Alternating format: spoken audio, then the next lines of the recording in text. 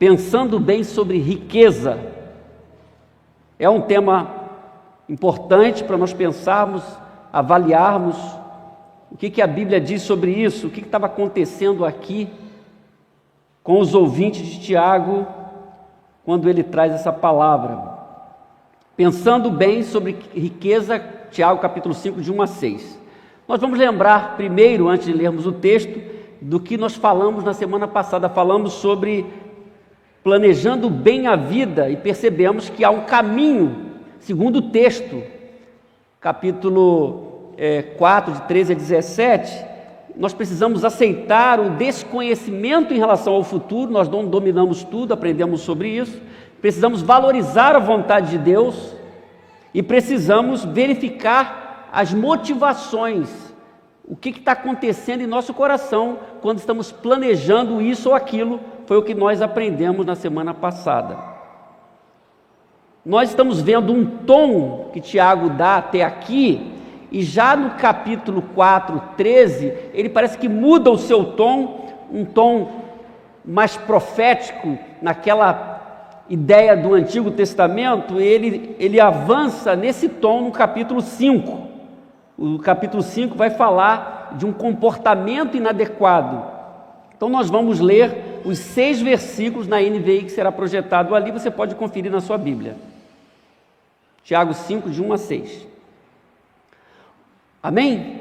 Ouçam agora vocês ricos, chorem e lamentem-se, tendo em vista a desgraça que virá sobre vocês. O ouro e a prata de vocês enferrujaram, e a ferrugem deles testemunhará contra vocês, e como fogo devorará a sua carne. Vocês acumularam bens nesses últimos dias. Vejam o salário dos trabalhadores que ceifaram os seus campos e que vocês retiveram com fraude. Está clamando contra vocês. O lamento dos ceifeiros chegou aos ouvidos do Senhor dos Exércitos. Note bem, verso 5. Vocês viveram luxuosamente na terra, desfrutando prazeres, e fartaram-se de comida em dia de abate. Verso 6 termina dizendo: vocês têm condenado e matado o justo, sem que ele ofereça resistência. Quem lê esse texto a primeira vez fica pensando: esse texto realmente está aqui na Bíblia? Esse texto existe? Esse texto é uma palavra de Deus?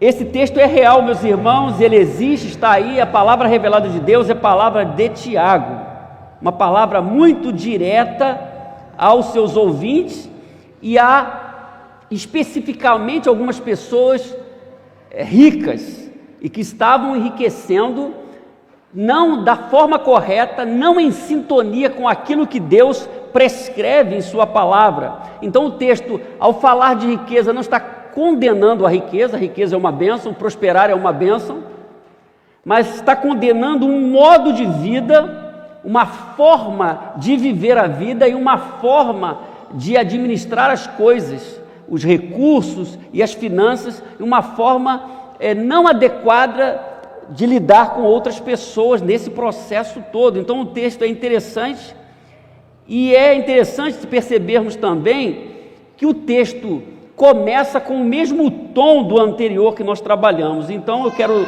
destacar aí verso 13, 3, 13, 5, 1, que nós começamos aqui, você pode conferir ali. Ouçam agora, começa assim, e o verso 5, 1 diz: ouçam agora vocês ricos, ouçam agora vocês que dizem hoje ou amanhã iremos para esta ou aquela cidade, passaremos um ano ali, faremos negócios e ganharemos dinheiro. Então, muito do que ele está falando no capítulo 5 tem uma ligação com o final do capítulo 4, porque o capítulo 5 começa: ouçam agora vocês ricos. Então a palavra específica, as pessoas aqui que estão sendo mencionadas são pessoas que estavam prosperando de uma forma não muito adequada. Então por isso ele diz no verso 1: ouçam agora vocês ricos. E é uma palavra muito atual, uma palavra que podia ser lida em praça pública nos dias de hoje. Uma palavra que deve ser anunciada nos dias de hoje. Por isso, as passagens que estão que são mencionadas agora aí, mostra um posicionamento que coloca um modelo de vida, um tipo de riqueza ou uma forma de administrar os seus recursos que não está em sintonia com a palavra de Deus. É isso que Tiago está denunciando aqui, não a riqueza, mas o modo de vida. Então, a gente pode identificar esse modo de vida no texto. Que tipo de denúncia ele está fazendo aqui? Que tipo de censura Tiago está fazendo aqui? Que tipo de palavra e de exortação ele está se dirigindo para a gente entender que tipo de censura ele está fazendo? Então, o texto é muito claro a mostrar um tipo de vida. Então, a primeira coisa que a gente percebe no texto, meus irmãos, é que ele está censurando um tipo de riqueza, fruto de mesquinhez. Você conhece pessoas que administram a sua vida ou tentam viver em prosperidade através da mesquinhez? O texto mostra isso. E mesquinhez é a qualidade ou característica de quem apresenta mesquinhez, comportamento egoísta. Lá no dicionário diz unha de fome. Essa é a expressão que a gente conhece muito, não é? Por que nós podemos definir dessa forma? Porque o verso 3, nós vamos avançar um pouquinho para depois voltarmos no verso 1 e 2. O verso 3 diz: vocês acumularam bens nesses últimos dias. Então, uma constatação para aquele grupo: vocês acumularam bens nesses últimos dias. A Nova Almeida Atualizada diz: nestes tempos do fim, vocês ajuntaram tesouros. Então, esse era o comportamento. Eles eram acumuladores. Então, a gente pode dizer uma acumulação egoísta. Alguém que está guardando sem ver as necessidades alheias, né? Então, essa mesquinhez aqui em nossa vida prática pode ser vista na falta de sensibilidade. O que estava acontecendo ali naquele contexto, daqueles homens ricos, falta de sensibilidade diante dos outros, como nós vemos no dia de hoje. Falta de solidariedade. Está retendo, né? Está acumulando. Hoje tem até alguns programas que comentam sobre os acumuladores, desde as coisas menores às coisas maiores, que as pessoas gostam de guardar, e às vezes se torna uma doença, essa acumulação desnecessária, que deixa de ver o outro, deixa de abençoar. Então, essa mesquinhez estava acontecendo na vida daqueles ricos, daquelas pessoas, estavam acumulando. Então, nós vemos isso e vemos que esse tipo de comportamento que Tiago está denunciando, ele não está em sintonia com os valores do reino de Deus. Os valores do reino de Deus vão na outra direção, quando eles estão acumulando para si mesmos. Há uma parábola muito clássica que mostra essa acumulação, é a parábola que Jesus contou do rico insensato. Ele tinha produzido muito, ele disse: o que eu vou fazer com os meus bens, né? Com a minha colheita? Ele usa o pronome possessivo o tempo todo. Ele fala: vou construir mais celeiros, eu vou guardar. Mas em momento algum ele percebeu que ele podia ser um canal de bênção na administração da sua vida. Por isso a parábola termina: louco, hoje pedirão a tua alma. E como é que vai ser? Então, a advertência é clara da palavra de Deus diante desse comportamento, porque Jesus traz uma palavra nessa direção em Mateus 6, 19 ao 21, na versão Almeida Atualizada. Ele diz assim: olha, não acumulem tesouros sobre a terra, onde as traças e a ferrugem corroem e onde os ladrões escavam e roubam. Olha só. Mas ajuntem tesouros no céu, onde as traças e a ferrugem não corroem e onde os ladrões não escavam nem roubam. Porque onde estiver o seu tesouro, aí estará também o seu coração. Então, Jesus tratou desse assunto, dessa visão, que é uma visão egoísta. Onde estiver o seu tesouro, aí está também o seu coração. Então, é bom que a gente entenda esse assunto a partir da palavra de Deus, e como a palavra de Deus trabalha esse assunto, trabalha sobre dinheiro, sobre recursos, e como nós devemos adquirir esses recursos, e como devemos administrar a nossa vida e cuidar do nosso coração, é o que Jesus está falando. Então a pergunta é essa: diante dessa denúncia de Tiago, a riqueza que é construída através da mesquinhez, através da acumulação, era uma denúncia, não era uma atitude correta aqui. Nós devemos verificar o nosso coração, como nós estamos vivendo e como nós estamos administrando a nossa vida, quando nós estamos pensando em prosperar, que é algo saudável, que é algo positivo, mas precisamos fazer isso e vivermos a nossa vida e administrarmos a nossa vida a partir dos princípios da palavra de Deus, para não cairmos no risco que essas pessoas estavam caindo aqui. Que tipo de riqueza o texto está censurando na voz de Tiago aqui? Segundo, é um tipo de riqueza fruto do que nós conhecemos muito hoje, da falcatrua. Essa é a palavra que nós aprendemos em nosso dia a dia, no Brasil e no mundo. Olha o que o texto está dizendo no verso 4. O texto diz: vejam, porque é uma observação e uma constatação. Eles eram acumuladores e agora o texto continua. O salário dos trabalhadores que ceifaram os seus campos, então são poderosos, donos de terra, têm empregados. O texto está falando agora o que eles estavam fazendo com os empregados. Os trabalhadores que ceifaram os seus campos, nesse contexto aqui, agrícola, que vocês retiveram como? Com fraude. Reter o salário, está clamando contra vocês. Olha só, o Deus que tudo vê, é uma denúncia, não é, de Tiago, o salário dos trabalhadores que ceifaram em seus campos e que vocês retiveram com fraude. Eles estavam fazendo isso, homens poderosos, eles não estavam pagando às pessoas o salário devido, estavam retendo o salário, e diz o texto, retendo com fraude. Retendo com fraude. E às vezes a gente vê isso nos dias de hoje.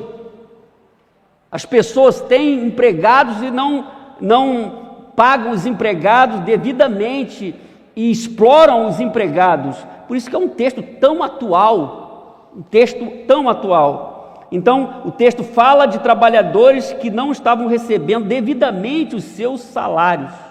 Então, a linguagem é muito direta, como o livro de Tiago é um livro muito direto. Então, nós estamos percebendo aqui na denúncia de Tiago, que aquelas pessoas estavam abusando da sua autoridade, da sua posição e prosperando através do engano, da fraude, do que a gente chamou aqui de falcatrua. É muito que nós vemos nos dias de hoje, de várias formas, no ambiente político, no ambiente empresarial. Na pandemia a gente viu isso, dinheiro que era para ser canalizado para a saúde, as pessoas roubando. Nem nesse momento tão difícil as pessoas respeitaram, e no modo geral a gente tem percebido isso, as pessoas buscando riqueza através do engano, da fraude, aproveitando das outras. Mas é interessante, quando olhamos esse assunto, biblicamente falando, nós encontramos outras denúncias que são semelhantes a essa. O profeta Naum, por exemplo, falando da cidade de Nínive, ele diz assim: ai da cidade sanguinária. Olha só, a Bíblia é uma bênção, não é, irmãos? Fala sobre tudo. Ai da cidade sanguinária, o que é? Repleta de fraudes e cheia de roubos. Milhares de anos atrás esse texto. Sempre fazendo as suas vítimas. A gente podia dizer isso hoje, tantos poderosos, tanta gente que está fraudando, fazendo as suas vítimas hoje. A palavra de Naum também. Olha a denúncia profética, que vai na mesma direção de Tiago, por isso é importante esse texto. Novamente, naquele contexto que antecede a parábola que eu mencionei, do rico insensato, Jesus diz em Lucas 12, abrindo caminho para a parábola, Jesus disse assim: cuidado, fiquem de sobreaviso contra todo tipo de ganância. E é interessante essa segunda parte. A vida de um homem não consiste na quantidade dos seus bens. Jesus está falando. A vida de um homem não consiste na quantidade dos seus bens. Eu não preciso ter para ser no reino de Deus. No mundo que a gente vive, as pessoas precisam ter, precisam mostrar, precisam fantasiar para serem alguma coisa, para parecerem. Mas no reino de Deus não é assim. Jesus está dizendo, então, a vida de um homem não consiste na quantidade dos seus bens. Mas muitas pessoas desavisadas acham que a pessoa ela vai viver a sua vida a partir disso, ela vai ser alguma coisa quando tiver muita coisa. O que Jesus está falando não é assim, e a Bíblia diz que não é assim. Então Deus está vendo aquele estado de coisas na palavra de Tiago, e há uma denúncia aqui do que está acontecendo. Aqueles homens empregados estavam sendo prejudicados, estava havendo fraude, roubo, é a palavra de Deus. Eles estavam trabalhando e não recebendo o que deveriam receber. O texto de Paulo aos Romanos, ele fala assim, é interessante, esses valores que a gente precisa resgatar em nosso cotidiano, em nossa vida. Ele diz, não devam nada a ninguém, não devam nada a ninguém, a não ser o amor de uns pelos outros, pois aquele que ama o seu próximo tem cumprido a lei. Olha só que interessante, esses são os valores que nós devemos abraçar em nossa vida. Nós devemos ficar sempre com a palavra de Deus, mas aqueles ricos estavam prosperando, estavam vivendo através de um posicionamento, ou posicionamentos que não eram coerentes e não estavam em sintonia com a verdade de Deus. Que tipo de riqueza o texto está censurando? Terceiro, um tipo de riqueza fruto de exploração, de opressão, de exploração. Estava explorando. Verso 4 e verso 5, final do verso 4 e o 5, diz, olha só, o lamento dos ceifeiros, dos empregados, né, chegou aos ouvidos do Senhor dos Exércitos. Chegou aos ouvidos do Senhor dos Exércitos. É uma denúncia, é num tom profético. O lamento, sabe o que é o lamento? O lamento daquela gente sofrida chegou aos ouvidos do Senhor dos Exércitos. Vocês viveram luxuosamente na terra, desfrutando prazeres e fartaram-se de comida em dia de abate. Em dia de abate. É uma linguagem muito dos nossos antigos, nas fazendas. Um dia de festa, que mata um animal, aquela festança. Ele diz isso aqui. Desfrutando prazeres e fartaram-se de comida em dia de abate. A linguagem é essa aqui. Então, novamente, nós lembramos daqueles que estão aqui enriquecendo de uma forma errada. Por isso a Bíblia não condena a riqueza. Riqueza é uma bênção. Depende da forma que você vive, como que você constrói essa riqueza. Mas ele está condenando o estilo de vida. Aqueles ricos, aqueles poderosos, estavam explorando as pessoas. O lamento dos ceifeiros chegou aos ouvidos do Senhor dos Exércitos. É interessante isso. O que a Bíblia diz, meus irmãos? É interessante sobre esse assunto especificamente aqui. O livro de Provérbios diz, Provérbios 22:16, note bem. Olha só, tanto quem oprime o pobre para enriquecer-se, como quem faz cortesia ao rico, com certeza passarão necessidade. Olha só. A Bíblia fala sobre tudo, não é mesmo? Tanto quem oprime o pobre, é o que estava acontecendo aqui e que em todo o contexto do Antigo Testamento é condenado. Várias vozes se levantam e no contexto do Antigo Testamento, no livro de sabedoria como de Provérbios e na fala profética de alguns profetas, há sempre essa condenação. Tanto quem oprime o pobre para enriquecer-se, quer dizer, eu estou oprimindo, prejudicando alguém para levar vantagem. Você conhece isso nos dias de hoje? Alguém que engana, oprime, fala mentira para se enriquecer? Isso acontece em nossos dias, a toda hora. Então a palavra diz, tanto quem oprime o pobre para enriquecer-se, como quem faz cortesia ao rico, quer dizer, faz uma distinção. A gente viu que isso não deve acontecer já no capítulo, lá no começo do livro de Tiago, fazer diferenciação, acepção de pessoas. Quem oprime o pobre e faz cortesia ao rico, tanto um como o outro passarão necessidade. É o que o texto está dizendo. Esse grupo estava vivendo essa vida na prosperidade, desfrutando de uma riqueza, mas isso como fruto de exploração. Você pode ser próspero, você pode ser abençoado, mas não como fruto de exploração. Não desrespeitando as pessoas, enganando as pessoas, falando mentira, não cumprindo os acordos, porque isso estava acontecendo aqui também.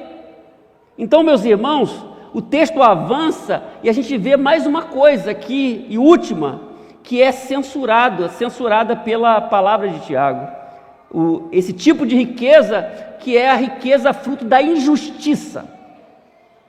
Oh, que texto tão atual para nós. O verso 6 termina: vocês têm condenado e matado o justo. E aqui é literalmente mesmo. Existiam os tribunais, existia a corrupção. Hoje nós falamos de corrupção nos tribunais, na justiça, além de outros problemas tantos que a justiça hoje tem trazido, a corrupção que nós sabemos em todos os níveis, e estava acontecendo aqui. Então essa corrupção nos tribunais vem já de muito tempo. Vocês têm condenado e matado o justo, sem que ele ofereça resistência. Eles são poderosos, eles manipulavam os tribunais para levar vantagem, e assim eles prejudicavam os pobres e continuavam com as suas riquezas, aumentando as suas riquezas. É isso que o texto está dizendo aqui, que é injustiça, Por isso, novamente, a gente voltando ao texto de Provérbios, nós vemos no Provérbios 22, dizendo assim, o texto de sabedoria: não explore os pobres por serem pobres, nem oprima os necessitados no tribunal. O que estava acontecendo no contexto de Tiago? Eles estavam oprimindo os pobres no tribunal, eles tinham controle, eles pagavam, eles controlavam para levar vantagem.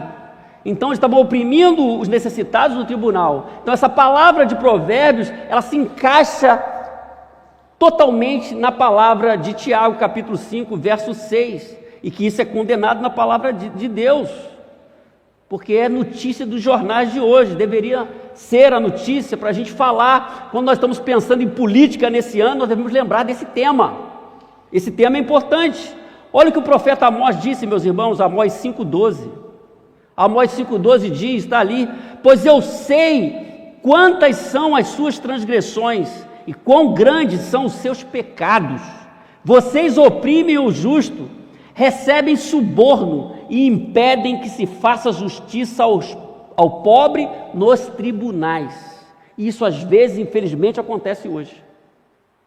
Essa é a denúncia antiga do Antigo Testamento, é a denúncia posteriormente do Novo Testamento, e a denúncia que a gente faz hoje, daqueles que controlam, daqueles que pagam, daqueles que controlam tribunais até. Então, a riqueza, ela não pode ser fruto de injustiça. A riqueza precisa ser fruto do trabalho honesto, para glorificar a Deus. E isso é bom, isso é bênção. A bênção de Deus, com a bênção de Deus, sobretudo, é algo extraordinário. Então note bem, eles estavam se enriquecendo e mantendo uma vida luxuosa através de 4 posturas: mesquinhez, falcatrua, exploração e injustiça. Você conhece isso? Como isso acontece nos dias de hoje? Estava acontecendo lá. Mas a palavra de Deus é uma palavra de Tiago que está denunciando esse comportamento. E nós devemos ficar sempre com a palavra de Deus. Provérbios 16:8 diz: é melhor ter pouco com retidão do que muito com injustiça.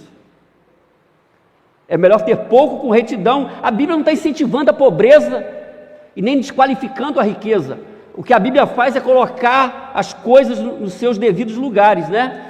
No seu devido lugar. Eu tenho que entender esse processo. É melhor ter pouco com retidão, porque ter muito fora da bênção não adianta. Ter muito com injustiça não adianta.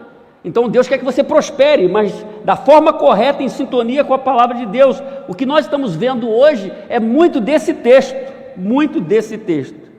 Então, nós podemos voltar ao verso 1, 2 e 3 agora, porque nós já percebemos que tipo de riqueza Tiago estava denunciando. A gente viu esse tipo de comportamento. Mas nós voltamos no capítulo 5, no verso de 1 a 3, e o texto diz: ouçam agora vocês ricos, chorem e lamentem-se, tendo em vista a desgraça que virá sobre vocês. Então, Deus estava vendo aquele comportamento, e Deus agiria. A riqueza de vocês apodreceu, e o texto, a linguagem do original é isso, como algo acontecido, apodreceu, já aconteceu, porque estavam guardando muito, apodreceu, não abençoou ninguém, apodreceu, não multiplicou, não olhou para o outro. A riqueza de vocês apodreceu, e as traças, olhe só, corroeram as suas roupas. As traças corroeram as suas roupas. O ouro e a prata de vocês enferrujaram. Guardando, enferrujou. E a ferrugem deles testemunhará contra vocês, e como fogo devorará a sua carne. É como se eles estivessem diante do tribunal divino agora, e o que ia testemunhar contra eles? Aquele comportamento. Por isso o verso 3 diz isso. Então note que a riqueza desses homens não estava alinhada ao propósito de Deus. Eles estavam vivendo para si mesmos e não estavam dispostos a abençoar ninguém, antes estavam oprimindo as pessoas, como a gente pode ver hoje. Eles estavam vivendo de forma egoísta. Tudo que Deus coloca em suas mãos, você tem que entender o propósito, senão você faz como qualquer pessoa deste mundo. A posição, a condição financeira, toda a prosperidade que Deus pode te dar é uma bênção, mas ela tem que ser conquistada nos termos da palavra de Deus, e você tem que verificar qual o caminho que você está fazendo, como que você está vivendo com isso. O texto está dizendo aqui que Deus julgaria os ricos, aqueles ricos desonestos.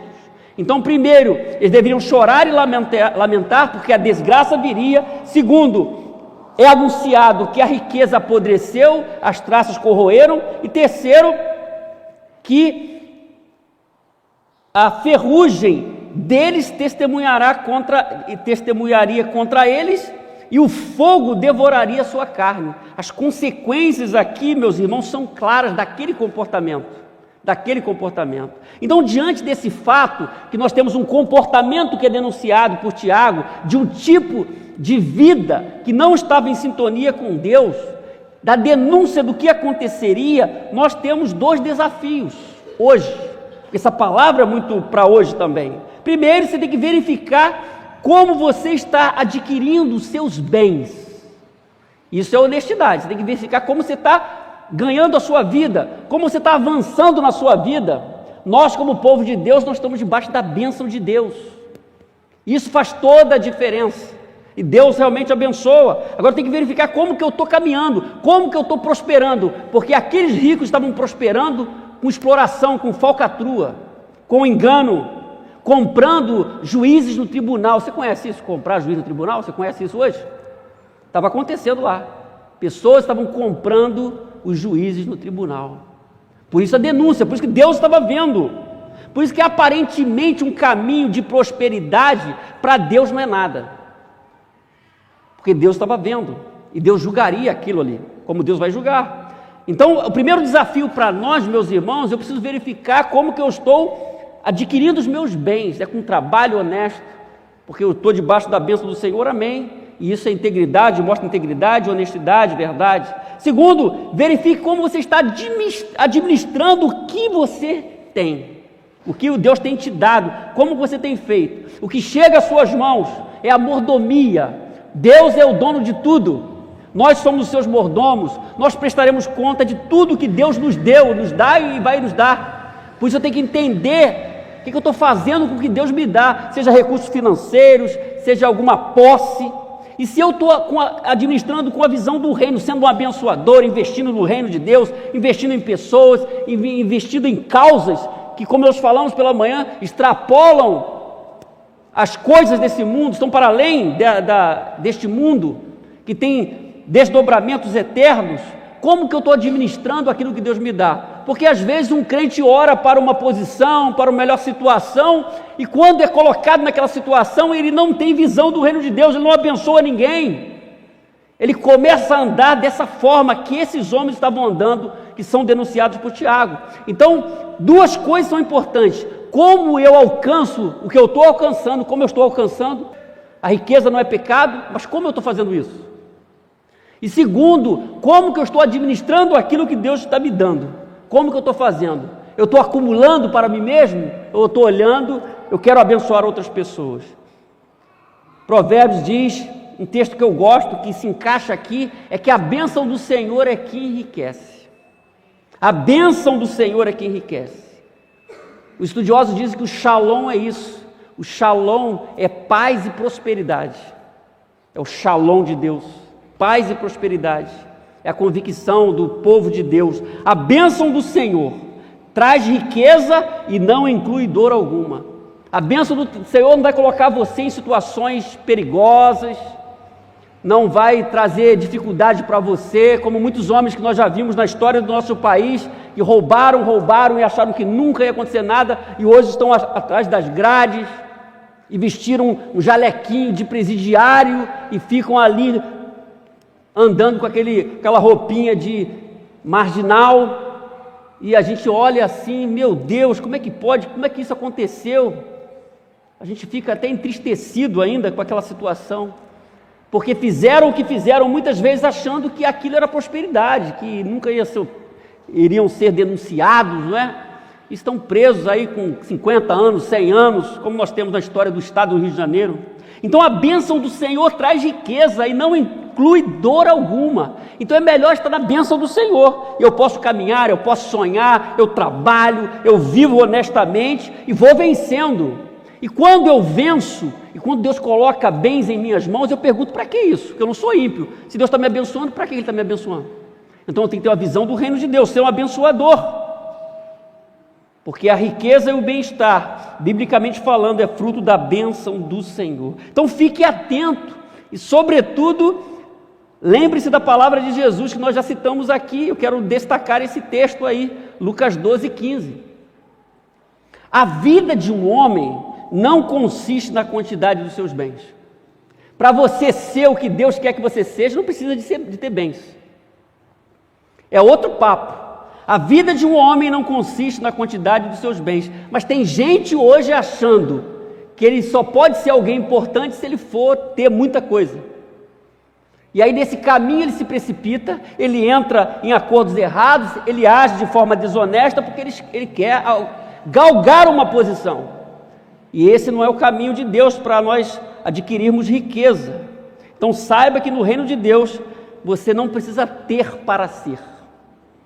Eu vou repetir, saiba que no reino de Deus você não precisa ter coisas para si, você é pela sua relação com Deus, e Deus está te vendo, Deus está te visualizando como um filho, como um servo, como uma serva. A sua riqueza deve ser para a glória dele, se Deus te der, amém? Riqueza não é o problema, riqueza é bênção, que nós tenhamos muitas pessoas ricas com a visão do reino de Deus.